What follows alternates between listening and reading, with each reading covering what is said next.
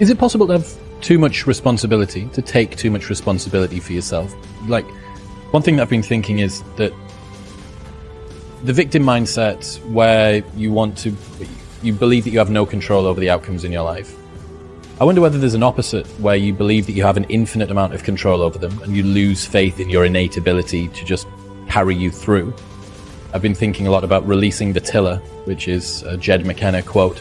He's talking about the fact that the best way to ride a boat through a storm is to actually release the tiller, and it allows the boat to maneuver best through the swells.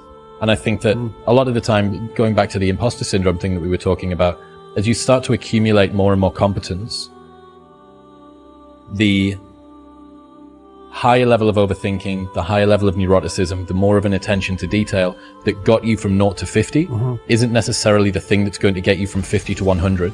You know, you had to get across a river and it was bad and difficult.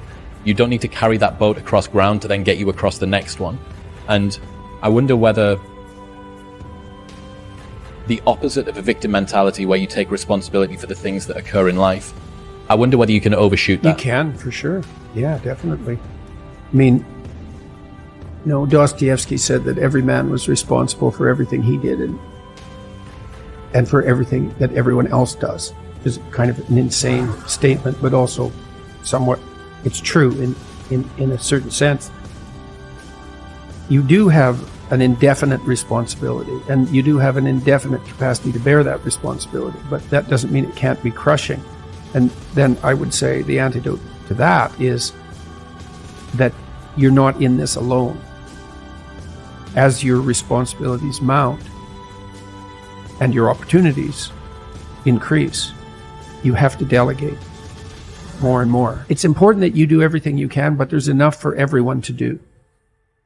And so you might say, well, the heroic path is one that leads to universal redemption, and that's true. And you might say, well, that's all on you. It's like, it is in a sense, but then the problem that you just described comes up. Shouldering too much burden. Well, it can crush you. It can be unsustainable, right? You can torture yourself for not doing it well enough. And it is up to you, but it's not up to you alone. It's not up to you alone. So you delegate, and you help build people around you, so that they're all working in the same direction. It's an effort multiplier in any case. And you make sure that they get credit. Credit's good enough. It's not exactly right. The rewards are in accordance with their efforts. And you can distribute that, because there's also a narcissism that can come along with that, which is, well, it's all up to me.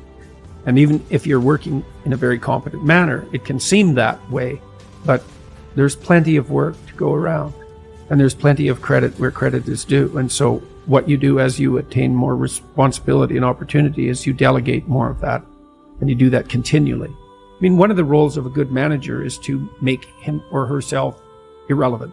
Obsolete, yeah. Yeah, right. So if you're not a good manager, if your company would collapse if you disappeared, that should all be delegated out. And it's not because you're abdicating responsibility, because also what happens is that if you can routinize something and parse it off to someone else, say, here's a little kingdom for you, and it doesn't have to be little, and it's something that can grow, but here's a kingdom for you, well, then you can go off and do the next thing you need to do, which is extremely important. And you might think there's a kingdom, and then it's broken into little kingdoms, and so the farther you are down the hierarchy, the smaller the kingdom you get. But that's only true if you think the world's a zero-sum game, because you could also think of it as a place with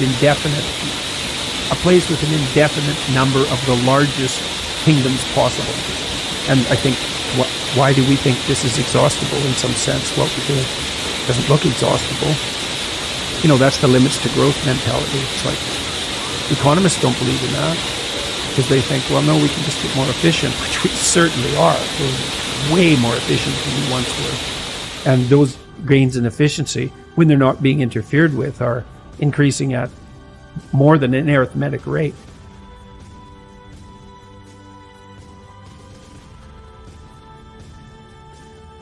A lot of people will say that you need to do what makes you